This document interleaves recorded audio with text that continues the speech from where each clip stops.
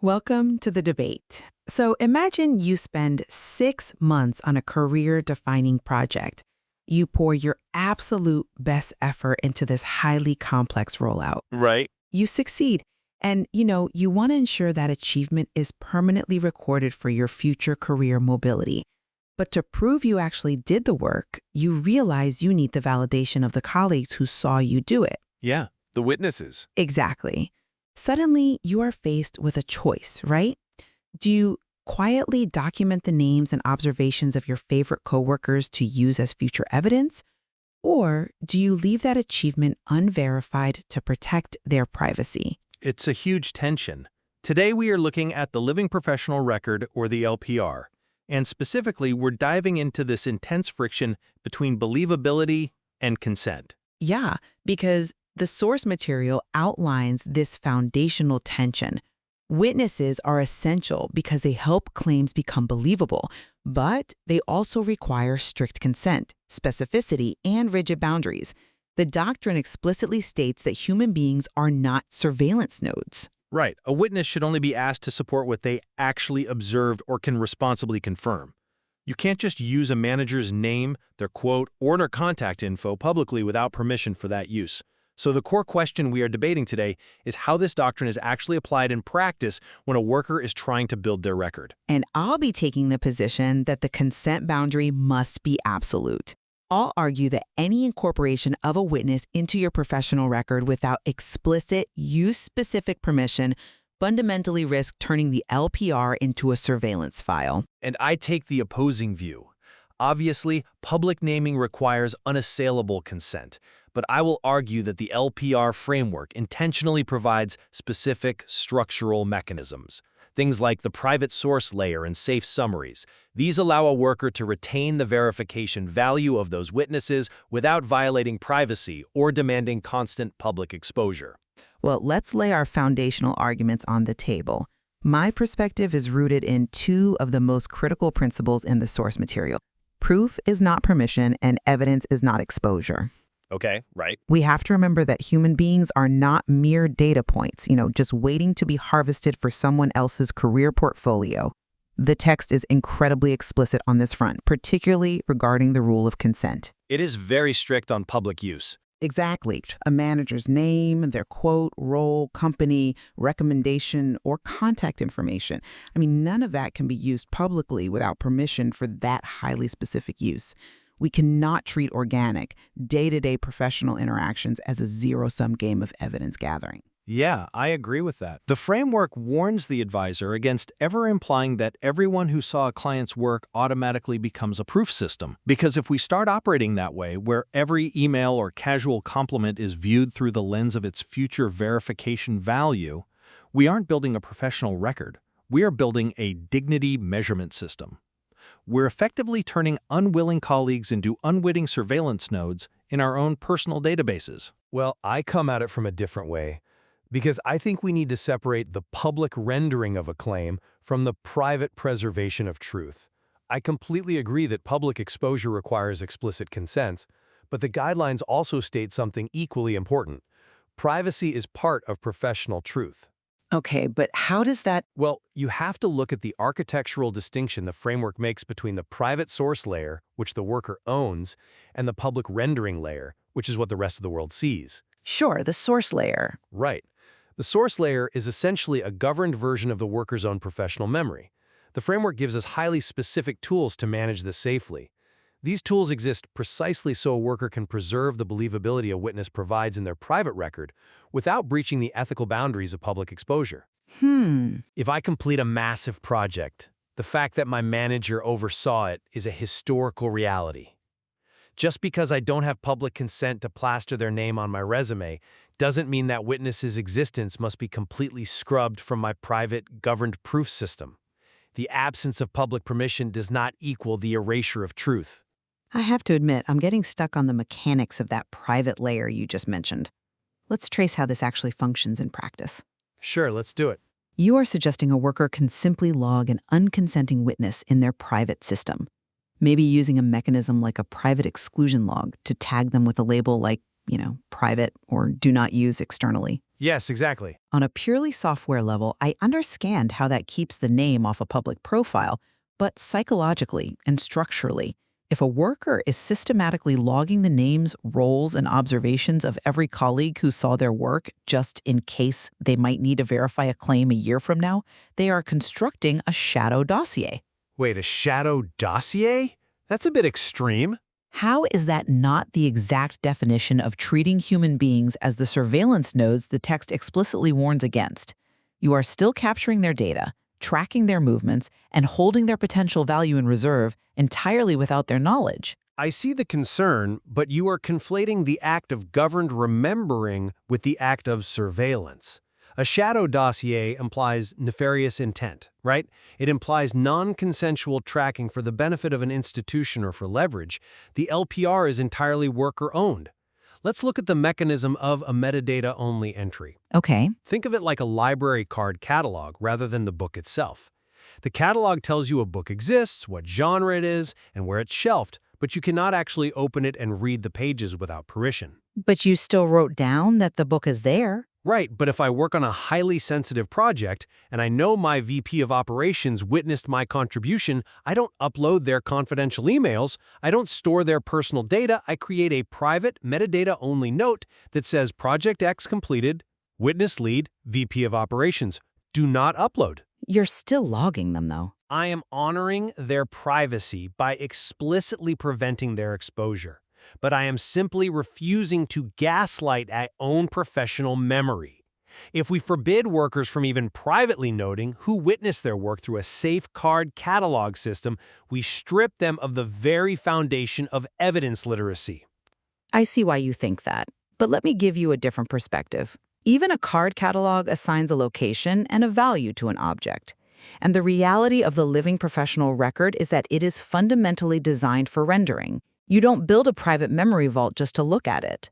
Well, you build it to know your own truth. You capture and map claims so that when you need a job, a promotion, or contract, you can pull that private memory into the public sphere. And that transition, moving from the private log to the public rendering, is where the system breaks down. Let's examine the mechanism of the safe summary. You argue these tools protect people when it's time to render a claim publicly. They do. Let's walk through how a safe summary actually operates. Suppose a worker has an email from a manager that explicitly says, "Great job on the Q3 rollout, Maria." Okay, standard feedback. Right. The framework strictly prohibits using Maria's name, role, or exact quote publicly without her explicit use-specific permission. But it offers a safer, sanitized version. The worker might render it as, "Manager feedback noted. Improved clarity during the Q3 rollout." Right, the safe summary. Exactly. This preserves the professional value, the verification that the work was successful, without ever exposing Maria to the public. It utilizes the witness feedback by structurally sanitizing it. That's an interesting point, though I would frame it differently, because redaction is not magic. It's not magic, but it works. The human brain naturally reverse engineers context. Redaction fails because it treats identity like a single word you can just delete, rather than a web of relationships. Let's look at the mechanics of your example. Go ahead. If that worker is in a 3-person specialized department, summarizing the feedback as "manager feedback noted improved clarity" is just Maria by another name. Anyone in that industry, or certainly anyone in that specific company, knows exactly who the manager of that 3-person team is during Q3. You haven't anonymized her, you've just stripped her literal first name. Well, you could... The guidelines require us to constantly evaluate identifiability for this exact reason. If you're relying on a witness's authority to back up your claim, you are using their professional weight. Doing that through a thinly veiled summary without their consent is a fundamental breach of the mandate that evidence is not exposure. I'm sorry, but I just don't buy that the mechanism fails entirely just because edge cases exist. It's not an edge case, it's how teams work. The framework does not say, exclude everything unless you have a signed, notarized affidavit. It dictates that we use the minimum necessary proof. If Maria is the only manager and using the word manager exposes her through context, then the safe summary simply steps back further up the ladder of abstraction. How? You adjust the summary to say, internal feedback noted improved clarity. The LPR is designed to be a governed, nuanced system, not a paralyzed one.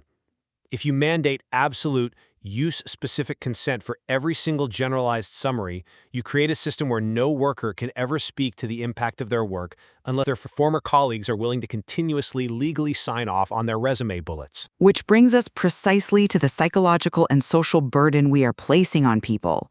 Let's talk about the proof tax. The proof tax? Yeah, if redaction and safe summaries are as risky and prone to failure as I am arguing, the only ethical alternative is to ask for explicit permission every single time. The text establishes a very rigid boundary. Use only what is appropriate, specific, and permitted. Yes, permitted. But imagine the reality of that. You are forcing a worker to agonize over spending their finite social capital just to validate a minor resume bullet. Hey, can I use your quote? Can I summarize your quote? Can I list you as a private metadata lead? It's just asking for consent. It exhausts colleagues. Every organic interaction becomes transactional. You are creeping dangerously close to a social credit system where every conversation at the water cooler is measured solely by its potential as future proof. That's a compelling argument, but have you considered that the requirement for extreme specificity is exactly what protects the witness from that exhausting social credit system? How does asking them for favors constantly protect them? Because it bounds the favor. Think about how professional validation works right now without the LPR. Sure. In a traditional networking environment, you are asking for a massive blanket endorsement. You go to a former colleague and say, "Write me a LinkedIn recommendation," or "vouch for my character on this reference call," which is standard practice. But that is exhausting, it is highly subjective, and it requires the witness to stake their entire reputation on your generalized future behavior. The LPR mechanism demands narrow specificity. By applying privacy labels and strictly defining the claim boundary, you ensure the witness is only tied to a highly specific, bounded fact. I'm not sure I see the difference in burden. I'm not asking Maria to endorse my soul or my work ethic. I'm asking Maria if she can responsibly confirm one specific detail, that I coordinated the documentation for the Q3 project. That specificity actually protects the witness from being dragged into the worker's broader, sprawling career narrative.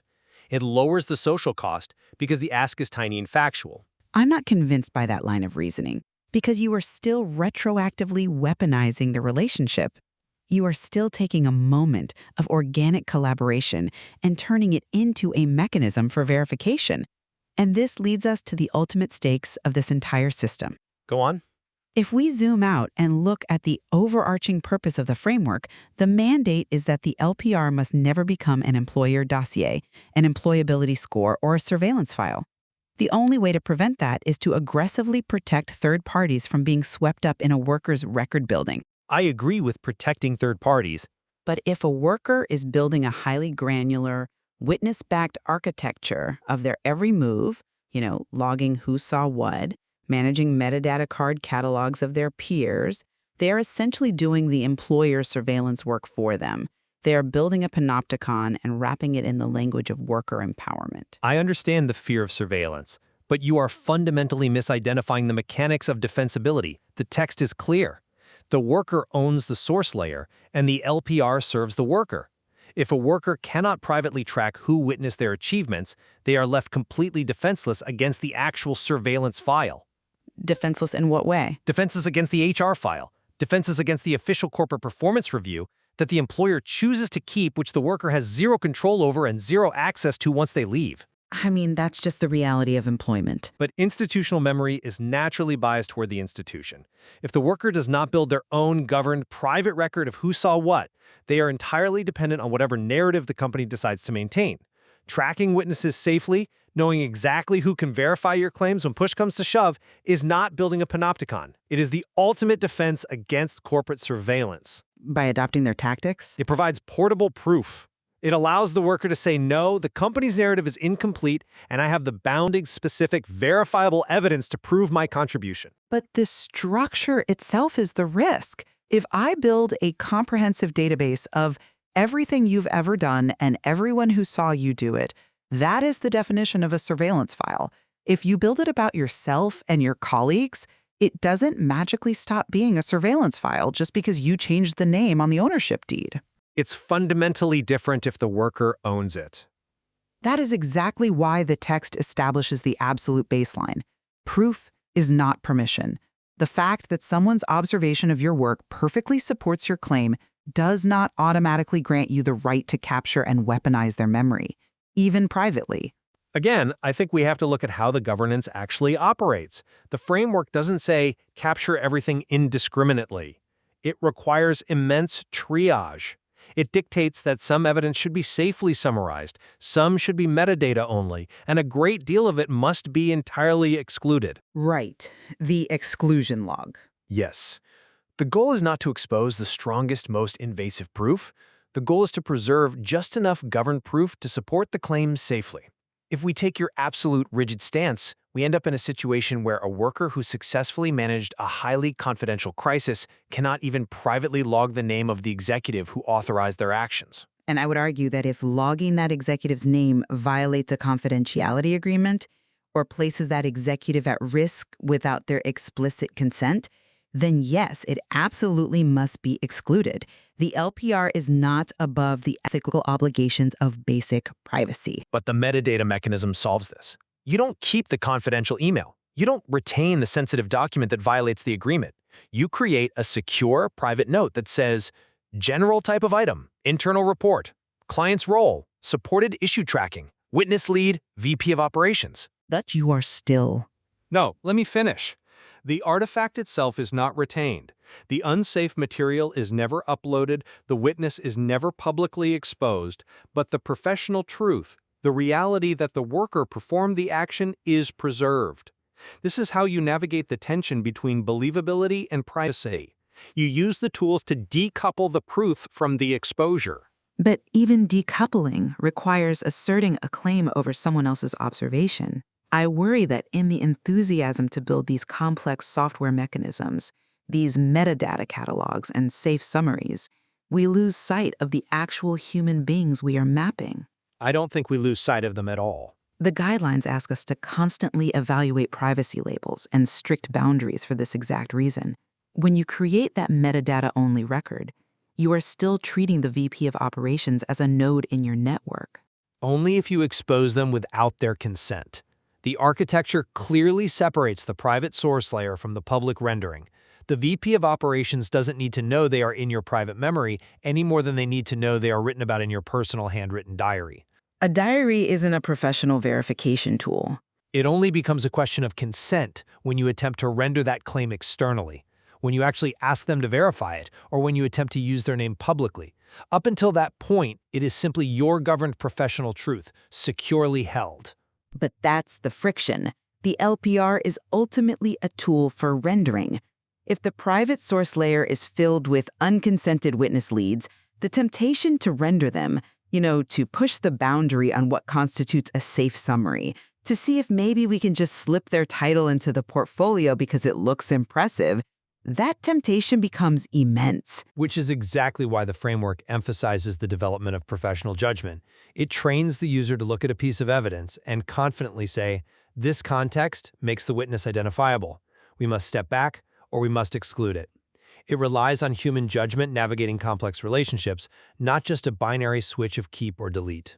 This has been a really rigorous exchange, and I think it highlights exactly why these guidelines are so critical to interrogate. Absolutely. If we look at where we've landed, my position remains firmly anchored in the principle that proof is not permission. Relying on witnesses without rigorous, explicit, and use-specific consent, even when we attempt to bury it in private logs or sanitize it through safe summaries, risks treating our colleagues as surveillance nodes. I hear that. The human brain reverse engineers context, and redaction is rarely as safe as we want it to be. The integrity of the living professional record relies on protecting third parties just as fiercely as it protects the worker building the record. The moment we start extracting verification value from human beings without their explicit permission, we've built a dignity measurement system.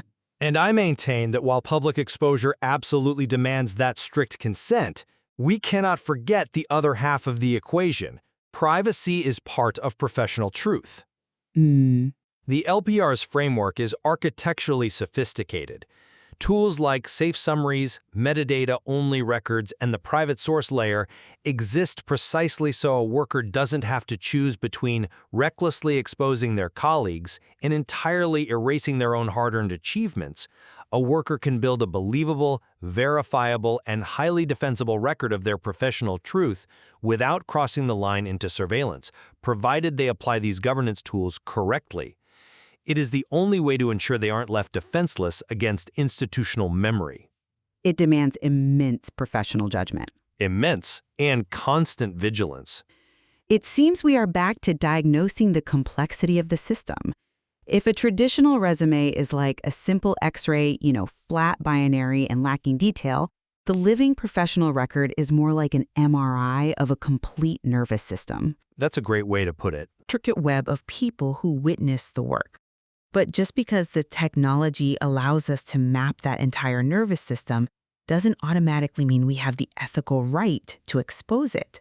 Exactly. We leave it up to you, the listener, to reflect on how you classify and protect the witnesses in your own professional life. The tension between proving your worth and protecting your peers isn't a bug in the system. It is the defining challenge of it.